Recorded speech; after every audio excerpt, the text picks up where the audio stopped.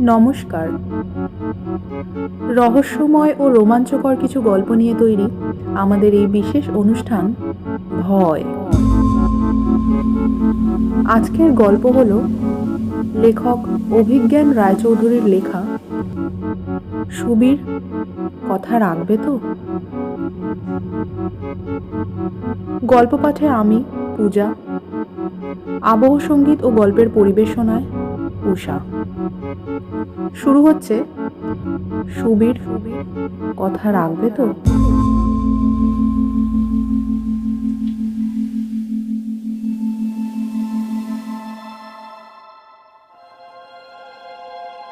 বিপদ যখন হয় তখন সব একসঙ্গেই হয়। সুবীর পুরী যাচ্ছিল কয়েকজন বন্ধুর সঙ্গে। সুবীর থাকে সুদূর আমেরিকার ক্যালিফোর্নিয়ায়। কলকাতায় ছুটিতে এসে কয়েকজন বন্ধু মিলে 2 দিনের জন্য পুরী বেড়াতে যাওয়ার প্ল্যান করেছিল। সবই ঠিকমতো এগিয়েছিল। ভুবনেশ্বরে পৌঁছতে তখন মাত্র আধ ঘন্টা। হঠাৎ ফোন এলো, বড় মামা মারা গেছেন। বয়স হলেও শরীর স্বাস্থ্য ভালোই ছিল বড় মামার, তাই অনেকটাই অভাবিত খবর। এই অবস্থায় আর ফুর্তি করতে পুরী যাওয়া যায় না। সুতরাং বন্ধুদের ছেড়ে ড্রাইভার কার্তিককে গাড়ি ঘোরাতে বলল সুবীর। ফেরার পথে তখন ঘন্টা 2 এসেছে। জঙ্গলের মধ্যে দিয়ে একটু চড়াই পথ। হঠাৎ গাড়িটা বেঁকে বসল। খাওয়ার মতো কয়েকবার ঝাঁকানি দিয়ে নাভিশ্বাস ছাড়ল। তেল আছে, ইঞ্জিনও গরম হয়নি। কি কারণ কে জানে। কার্তিক গাড়ি ভালো চালায় বটে, কিন্তু গাড়ির কলকবজার প্রায় কিছুই বোঝে না। যতবারই স্টার্ট করতে যায় গাড়ির চেরা গলায় আওয়াজ করে জবাব দেয়। গাড়ি থেকে নেমে সুবীর আর কার্তিক বনেটটা খুলল। খানিকক্ষণ রিসার্চ করে হাল ছাড়ল। না, সমস্যাটা খুব ছোটখাটো কিছু নয়। প্রাণ ফেরানো ওদের কর্ম নয়। তাই ঠিক হলো কার্তিক গাড়ি নিয়ে ওখানেই অপেক্ষা করবে। গাড়ির কোম্পানি থেকে লোক এসে পরে গাড়ি নিয়ে যাবে। কিন্তু সুবীর তার জন্য অপেক্ষা না করে ট্রেনেই ওই দিন কলকাতা ফিরে যাবে বলে ঠিক করলো। 5 কিলোমিটার দূরেই একটা স্টেশন আছে, চড়াইচণ্ডী। কিছু লোকাল ট্রেন ওই স্টেশন ছুঁয়ে যায়। ওখান থেকেই কলকাতা ট্রেন ধরবে সুবীর। ভাগ্য ভালো, বেশিক্ষণ দাঁড়াতে হলো না। খানিকক্ষণের মধ্যেই একটা ভ্যান গাড়ি পাওয়া গেল। তাতে করেই সুবীর চড়াইচণ্ডী স্টেশনের উদ্দেশ্যে রওনা হলো। স্টেশনে যখন পৌঁছলো তখন সন্ধে 6টা। শীতের সন্ধে, ঝুপ করে অন্ধকার নেমে গেছে, আর তার সঙ্গে ঘন কুয়াশা। একফালি চাঁদ মেঘের আড়ালে লুকোচুরি খেলতে খেলতে কুয়াশায় ছাওয়া সন্ধ্যের রহস্য যেন আরও বাড়িয়ে দিচ্ছে। 4 হাত দূরের লোককেও স্পষ্ট দেখা যাচ্ছে না। স্টেশন চত্বর ফাঁকা। সুবীরের মনের মধ্যে যে আশঙ্কা ছিল টিকিট কাটতে গিয়ে সেটাই সত্যি প্রমাণিত হলো। কলকাতায় যাওয়ার এখন একটাই ট্রেন আছে, আর সেটা রাত 9:15। অর্থাৎ মাঝের প্রায় 2.5 ঘন্টা সময় জনশূন্য এই প্ল্যাটফর্মে মেঘ আর চাঁদ দেখে কাটানো ছাড়া কোনো উপায় নেই। ফোনেও নেটওয়ার্ক নেই যে কারোর সাথে কথা বলে সময় কাটাবে। সিমেন্টের বেদির ওপর বসে একটা সিগারেট ধরালো সুবীর। চারিদিক থেকে ঘিরে ধরা কুয়াশার ওপরে সিগারেটের ধোঁয়ার কুণ্ডলি ছেড়ে চারপাশটা দেখতে থাকলো। চোখটা একটু ধাতস্থ হতে ও খেয়াল করলো প্ল্যাটফর্ম একদম জনশূন্য নয়। দূরে প্ল্যাটফর্মের শেষ প্রান্তে একটা ছোট্ট দোকান আছে, তাতে টিম টিম করে আলো জ্বলছে। তবে সেখানে কেউ আছে কি না তা দূর থেকে বোঝা যাচ্ছে না। আর একই প্ল্যাটফর্মে 20 হাত দূরে আরেকটা সিমেন্টের বেদিতে একজন মোটা সোটা টাক মাথা বৃদ্ধ লোক বসে আছেন। প্ল্যাটফর্মের অস্পষ্ট হলদেটে আলোয় মুখটা না দেখা গেলেও হঠাৎই সুবীরের মনে হলো লোকটার বসার ধরন, পোশাক তার অত্যন্ত চেনা। সাদা ধুতি পাঞ্জাবি, কাঁধের ওপর চাদর ফেলা, রিজু হয়ে বসার ধরন, পাশে দাঁড় করানো কালো ছাতা, এই সবই তার বড় চেনা লাগলো। বরেনবাবু না? উত্তেজনায় উঠে দাঁড়ালো সুবীর। এই বিখ্যাত অঙ্কের শিক্ষকের কাছে সুবীর একসময় পড়েছে। বরেনবাবু কলকাতার এক বিখ্যাত স্কুলে প্রায় 20 বছর ধরে পড়িয়েছেন। তা প্রায় 3 দশক আগের কথা। সুবীর আজ সায়েন্টিস্ট হিসেবে বিশ্বজোড়া নাম করেছে। তার অনেকটাই কৃতিত্ব অবশ্য এই শিক্ষকের। এনার কাছে পড়ার সুযোগ না পেলে অঙ্কের প্রতি ভালোবাসাই হয়তো তৈরি হতো না কোনোদিন। কুয়াশার জালের মধ্যে দিয়ে সুবীর দেখার চেষ্টা করল, বরেনবাবুই তো। এখানে উনি কি করছেন? নিশ্চিত হওয়ার জন্য সঙ্গের ব্যাগটা নিয়ে বৃদ্ধ ভদ্রলোকের 2 হাত দূরে গিয়ে বসল সুবীর। আর চোখে খেয়াল করার চেষ্টা করল। ঠিক সেই মোটা গোলগাল ছোটখাটো চেহারা, বয়সের ভারে গোল মুখে অজস্র বলিরেখা দেখা দিয়েছে, চওড়া কপাল, চোখের দৃষ্টিতে সেই রাগী রাগী ভাবটা যেন অনেকটাই কমে গিয়েছে। হ্যাঁ, বরেনবাবুই। অসম্ভব রাশভারী এই শিক্ষকের সঙ্গে স্কুলে কখনোই কথা বলতে সাহস করত না সুবীর। ক্লাসে ঢুকলে মুহূর্তে পিনড্রপ সাইলেন্স নেমে আসত। ক্লাসের ভালো কয়েকজন ছাত্রকে বেছে নিয়ে টিউশন ফি ছাড়াই আলাদা করে ক্লাস নিতেন বরেনবাবু, যাতে তারা আরও ভালো রেজাল্ট করে। তাদের মধ্যে সুবীরও ছিল। শুধু অঙ্ক নয়, সুবীর অনেক কিছুই শিখেছিল এই শিক্ষকের কাছে। ডিসিপ্লিন, দায়িত্ববোধ, সততা। এমন একদিনও হয়নি যে ওনার আসতে দেরি হয়েছে।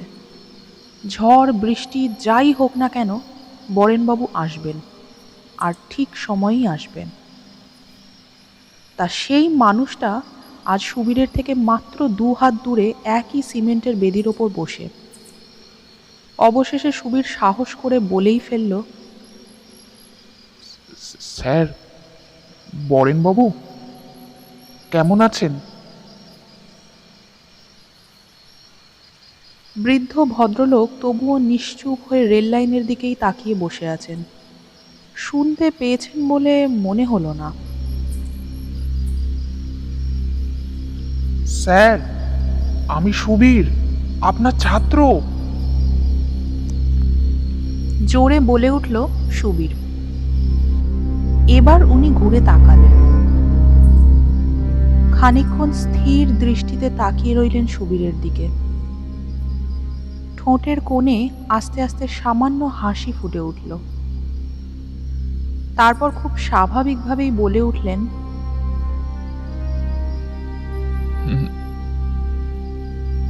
1992 উচ্চ মাধ্যমিক, অঙ্কে 195, তাই তো? বলে একটু থেমে ফের বললেন, তা এখানে বেড়াতে এসেছো? সুবীরের মুখে কোনো কথা এলো না কয়েক সেকেন্ড। এতদিন বাদেও উনি সব কিছু মনে রেখেছেন। আপনার এখনো মনে আছে স্যার? অথচ রেজাল্ট বেরোবার পরে আমি যখন আপনাকে প্রণাম করতে গিয়েছিলাম, আপনি তেমন কিছুই বললেন না। আমার একটু অভিমানী হয়েছিল। সামান্য মুচকি হেসে মোটা ভারী গলায় বরেনবাবু বলে উঠলেন, 5 নম্বর কম পাওয়াটা তো খুব খুশির খবর নয়। আর আমার প্রিয় ছাত্রের অঙ্কের নাম্বার, আর আমি তা ভুলে যাব?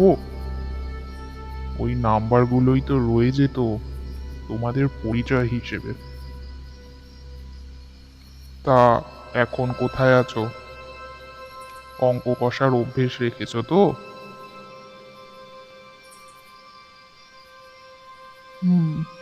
আমেরিকায় আছি। ওখানে স্ট্যানফোর্ড ইউনিভার্সিটিতে রোবোটিক্স রিসার্চে যুক্ত আছি। এখানে ছুটিতে এসেছিলাম। গাড়ি বিভ্রাটে আটকে পড়েছি। ভাগ্যিস আটকে পড়েছিলাম, আপনার সঙ্গে দেখা হয়ে গেল। কিন্তু আপনি এদিকে কোথায়? রিটায়ার করার পর দেশের বাড়িতে চলে আসি। এখানেই আছি গত 10 বছর। তা পুরোপুরি অবসর জীবন? না না, তা কখনো হয়? খুঁজে খুঁজে ভালো ছেলে পেলেই অঙ্ক করাই। জানোই তো, অঙ্কের দুর্বল ছাত্র হলে সে আমার পড়ানো বুঝবে না। তাই ভালো ছাত্র খুঁজে বেড়াই। এদিকে অবশ্য তা কমই জোটে। তা এখন কোথায় যাচ্ছেন? আমি যাচ্ছি না। কলকাতা থেকে ছেলে অরূপ আসবে, তার জন্যই বসে আছি। 8:30টায় আসবে। ও ইংল্যান্ডে ছিল, ফিরে আসছে বেশ কয়েক বছর বাদে। বাহ, দারুণ খবর তো। তা একেবারে ফিরে আসবে পাকাপাকি? হ্যাঁ, বলেছিলাম পড়তে যাচ্ছ, যাও, ফিরে এসো দেশে। তোমার মতো ডাক্তার ও দেশে অনেক আছে। এ দেশে এসব গ্রামে গঞ্জে নেই। তা একবার গেলে যা হয়, 1 বছর 2 বছর করে অনেক বছর কাটিয়ে দিয়েছে, শেষে ফিরছে। আমাকে কথা দিয়েছিল তো, শেষ পর্যন্ত কথা রাখছে। আজই ফিরবে। বাহ, খুব ভালো। তবে ওখানকার সুযোগ সুবিধে ছেড়ে পারবে এখানে মন বসাতে, এরকম গণ্ডগ্রামে? কেন পারবে না? আমরাও তো আছি। এখানে থাকলে বুঝতে পারতে, ভালো ডাক্তারের, ভালো ওষুধের, ভালো চিকিৎসার বড় অভাব। একজনও যদি ভালো ডাক্তার থাকতো।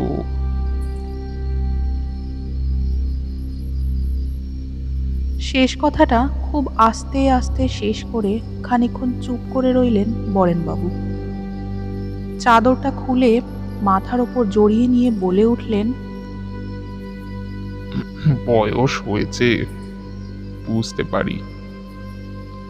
ঠান্ডাটা যেন বহু গুণ বেড়ে গেছে। আগে এই ঠান্ডাতেও কত দূর দূর পড়াতে চলে যেতাম। এখন না, এখন আর পারি না। এখানে স্যার কলকাতার তুলনায় ঠান্ডাটা অনেক বেশি। আমারও ঠান্ডা লাগছে। বরেনবাবু যেন কথাটা শুনেও শুনলেন না। একটু অন্য মনস্কভাবে বলে উঠলেন, মনে আছে তোমার পরীক্ষার রেজাল্টের পর তুমি আর তোমার মা আমাকে একটা শাল দিতে এসেছিলে? আমি নিইনি। হ্যাঁ স্যার, আপনার তো দেখছি সব ছোট ছোট কথাও মনে আছে। আমি তখন কি বলেছিলাম মনে আছে? চুপ করে রইল সুবীর। কিছুই মনে পড়ল না তার। এত বছর আগেকার কথা। হাত বাড়িয়ে পাশে রাখা ছাতাটা আঁকড়ে ধরে বরেনবাবু বলে উঠলেন, বলেছিলাম আমার কাজই তো ওই, যে গাছে ভালো ফুল ফোটার সম্ভাবনা আছে তার আরো যত্ন নেওয়া।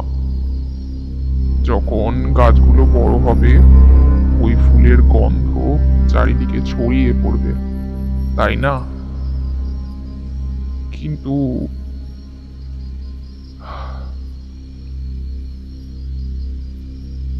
দীর্ঘশ্বাস ফেলে খানিকক্ষণ থেমে রইলেন বরেনবাবু। বুঝলে সুবীর, তোমার মতো ছেলেরা যদি আমেরিকা ইংল্যান্ড গিয়ে এই সমাজটাকে ভুলে যায় তবে আমরা এগোবো কি করে বলো? গত বছর আন্দ্রিকে এখানে বহু বুড়ো বুড়ি বাচ্চা মারা গেল।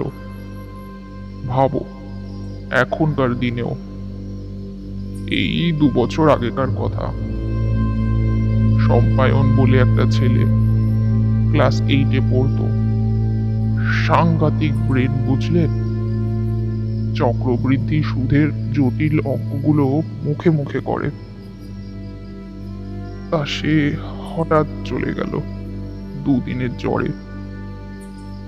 একটু ভালো চিকিৎসা পেলে হয়তো।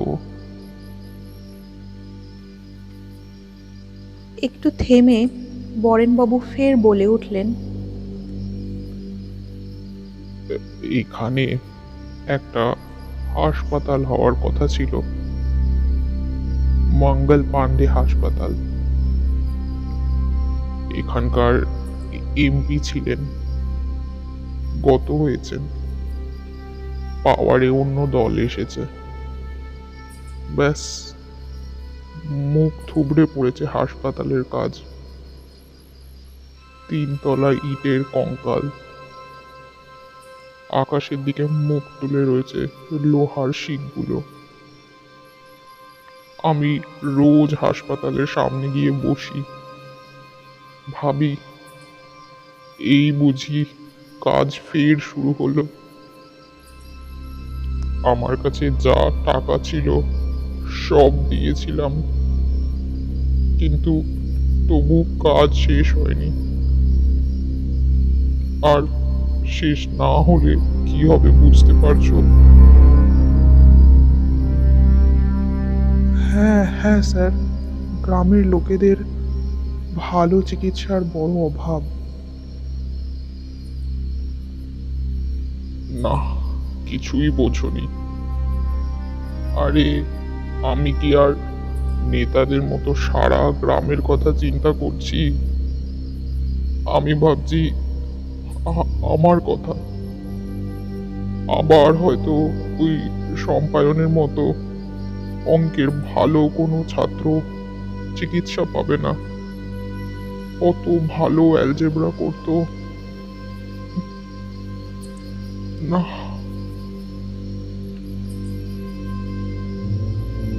তারা জ্বলা আকাশের দিকে মুখ তুলে তাকালেন বরেনবাবু। তার গলাটা যেন কান্নায় বুজে এলো।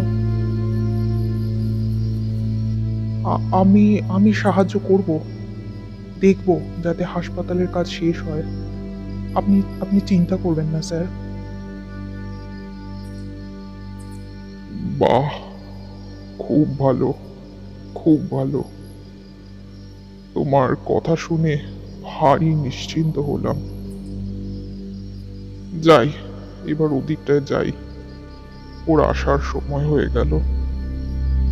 এখানকার প্ল্যাটফর্ম এত নিচু, ওর তো আর অভ্যেস নেই তেমন।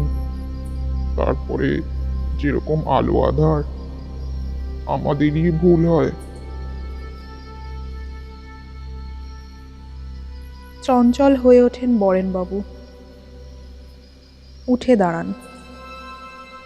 সুবীরও উঠতে যায়, কিন্তু বরেনবাবু বারণ করেন। না না, বাক্স ছেড়ে যেও না। এখানেই বসো, আমি একটু হাঁটাহাঁটি করি আর কি। মাঝে এখন 3টে স্টেশন, 6 মিনিট করে। বিড়বিড় করে কথা বলতে বলতে প্ল্যাটফর্মের অন্য দিকে এগিয়ে যান বরেনবাবু। বাধ্য ছাত্রের মতো সুবীর বসে থাকে। বরেনবাবু ছাতাটা ডান হাতে নিয়ে প্ল্যাটফর্মে পায়চারি করতে থাকেন, এ প্রান্ত থেকে ও প্রান্ত। কখনো কুয়াশার মধ্যে হারিয়ে যান, তো কখনো কুয়াশা থেকে বেরিয়ে হারিয়ে যান নিজের মধ্যেই। খানিক বাদে হঠাৎ সুবীরের দিকে ফের এগিয়ে আসেন। বুঝলে, আসছে, শুনতে পাচ্ছ? কি ট্রেন? কই, আমি তো কোনো আওয়াজ পাচ্ছি না। তোমার তো শহুরে কান, সারাক্ষণ অত আওয়াজে নষ্ট হয়ে গেছে। আমি স্পষ্ট শুনতে পাচ্ছি, বেশ ঝিমঝিম আওয়াজ করে আসছে, বুঝেছো? পরে কথা হবে, এলেই ওকে নিয়ে চলে যাব। ক্লান্ত থাকবে তো, বহু বহু বছর বাদে ও এখানে ফিরছে। বলে বরেনবাবু প্ল্যাটফর্মের অন্য দিকে এগিয়ে যান। মাঝে মধ্যে রেল লাইনের ওপর গলা বাড়িয়ে উঁকি মেরে দেখতে থাকেন, খানিকটা বিপজ্জনকভাবেই। মিনিট 5 বাদে ট্রেনের আওয়াজ শোনা যায়। নিস্তব্ধতা ভেঙে ট্রেন হুইসেল দিতে দিতে এগিয়ে আসছে। মিনিট খানেক বাদে স্টেশনে এসে ঢোকে। 2-4 জন প্যাসেঞ্জার নামে। দূর থেকে সুবীর দেখতে পায় কেউ একজন ট্রেনের পিছন দিকের একটা কম্পার্টমেন্ট থেকে নেমে বরেনবাবুকে প্রণাম করছে, আর তারপরে তারা দুজনেই হাঁটতে থাকে। খানিক বাদে কুয়াশায় মিলিয়ে যায়। একবার উঠে দাঁড়িয়ে কাছে যাবে কি যাবে না ভেবে ফের বসে পড়ে সুবীর। এত দিন বাদে বাবা ছেলের দেখা, ডিস্টার্ব করাটা উচিত নয়। সুবীরের ট্রেনেরও বেশি দেরি নেই। ও তাই প্ল্যাটফর্মের শেষের দিকে গিয়ে রেল লাইন ক্রস করে উল্টো দিকের প্ল্যাটফর্মে গিয়ে দাঁড়ায়। শেষ কয়েক ঘন্টায় কেন জানে না মনটা আবার বেশ খুশি খুশি লাগছে। বরেনবাবুর সঙ্গে এরম করে হঠাৎ দেখা হয়ে যাবে ও কোনো দিনই ভাবেনি। রাত 10:15 নাগাদ 9টার ট্রেনটার দেখা মিলল। হঠাৎ একটা আলো আর আওয়াজ করে যেন তেড়ে এলো প্ল্যাটফর্মটা লক্ষ্য করে। ট্রেনে উঠে স্বস্তি পেল সুবীর। যাক, কলকাতা ফেরা যাবে অবশেষে। সারা রাত এই ফাঁকা প্ল্যাটফর্মে পড়ে থাকলে যে কি হতো। ট্রেনে কিছু লোক আছে, প্ল্যাটফর্মের মতো জনশূন্য নয়। যেখানে বসে আছে তার উল্টো দিকের প্যাসেজে অন্য 2জন বসে আছে। ট্রেনটা খানিকক্ষণ চলার পরেই সুবীর খেয়াল করলো তার ফোনের নেটওয়ার্ক ফিরে এসেছে। যাক, সভ্য জগতের সঙ্গে আবার যোগাযোগ সম্ভব। টিং টিং করে ফোনে বেশ কয়েকটা মেসেজ আর মেল আসা শুরু হলো। সেসব থেমে যাওয়ার পর ও ফোন করলো তন্ময়কে, স্কুলের বন্ধু। যে কজন এখনও স্কুলের সঙ্গে নিয়মিত যোগাযোগ রাখে, স্কুলের সব অনুষ্ঠানে থাকে, সেরকম একজন হলো তন্ময়। আর তন্ময়ের স্মৃতিশক্তিও খুব তীক্ষ্ণ, সব কিছু তার মনে থাকে। বরেনবাবুর খবরটা ওকে ইমিডিয়েটলি দেওয়া দরকার। ফোনটা বেশ খানিকক্ষণ বেজে থেমে গেল। 2 মিনিট বাদেই সুবীরের ফোনটা বাজতে শুরু করলো। তন্ময়? হ্যাঁ রে সুবীর, বল, অনেকদিন বাদে। আরে বলিস না, একদম সময় পাই না রে।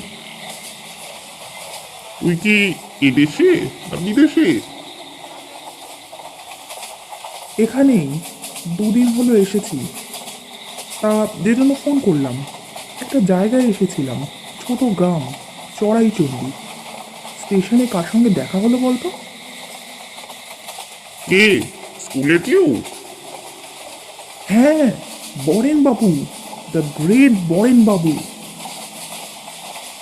বলিস কি রে? অনেক বয়স হয়েছে নিশ্চয়ই, বকাবকি করেননি তো আবার? দুই একটা অঙ্ক নির্ঘাত দিয়ে দিয়েছেন। হেসে উঠল সুবীর। না না, সেই সুযোগ পাননি, তবে এখনো শক্ত সমর্থই আছেন। তা দেখা মাত্রই চিনতে পারলেন, ওনার ছেলে আজ ফিরল ইংল্যান্ড থেকে বহু বছর বাদে। মানে Arup Bhattacharya? Are you sure? কেন? দেখলাম তো চোখের সামনে। ভুল দেখেছিস। মল্লির কথা মনে পড়ে? হ্যাঁ, তা মনে পড়বে না কেন? ও তো ইংল্যান্ডে ছিল, ডাক্তার হিসেবে ওর তো বেশ নাম ডাক হয়েছে শুনেছি। ছিল মানে এখনো আছে। ওই বলছিল যে বরেনবাবুর ছেলে নাকি 1 বছর আগে কার অ্যাক্সিডেন্টে ওখানে মারা যায়। বরেনবাবু খুব ইচ্ছে ছিল ওনার ছেলে ভারতে ফিরে আসুক, এখানকার জন্য কিছু করুক, গ্রামে একটা হাসপাতাল করে দিক। তার ছেলে কি আর সে কথা শোনে? ছেলে ফ্যামিলি নিয়ে ওখানে ওয়েল সেটেলড, ওখানে বহু বছর ছিল। তারপর হঠাৎই এই দুর্ঘটনা। তা ওয়েট আ সেকেন্ড, মল্লি যেন বলেছিল বরেনবাবু আর নেই।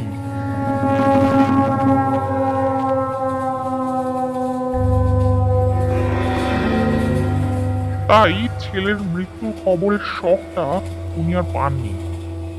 তুই শিওর বরেনবাবুকে দেখেছিস? কি বলছিস রে? শিওর মানে? 100% শিওর। কতক্ষণ কথা হলো পাশাপাশি বসে, আমি কি আর ভুল দেখো?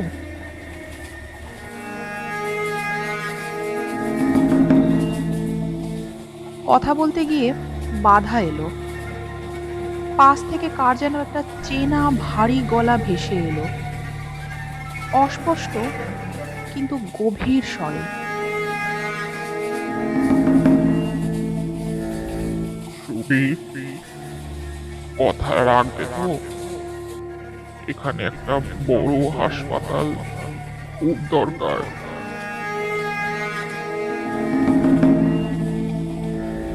শব্দের উৎসের থেকে মুখ ফেরাতে গিয়ে সুবীর দেখল যে প্যাসেজের উল্টো দিকে দুজন বসেছিল তারা আর নেই।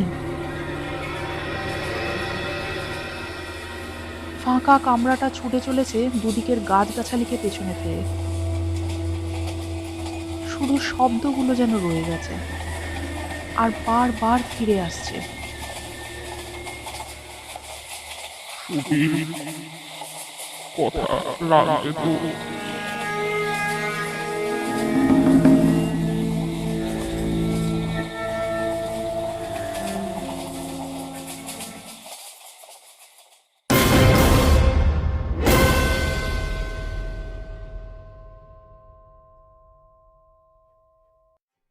শুনছিলেন লেখক অভিজ্ঞান রায়চৌধুরীর লেখা সুবীর, কথা রাখবে তো? আরও রোমাঞ্চকর গল্প নিয়ে আমরা হাজির হব আপনাদের কাছে। শুনতে হলে অবশ্যই সাবস্ক্রাইব করুন আমাদের চ্যানেল বেঙ্গলি স্টোরি। ভালো থাকবেন, সুস্থ থাকবেন। নমস্কার।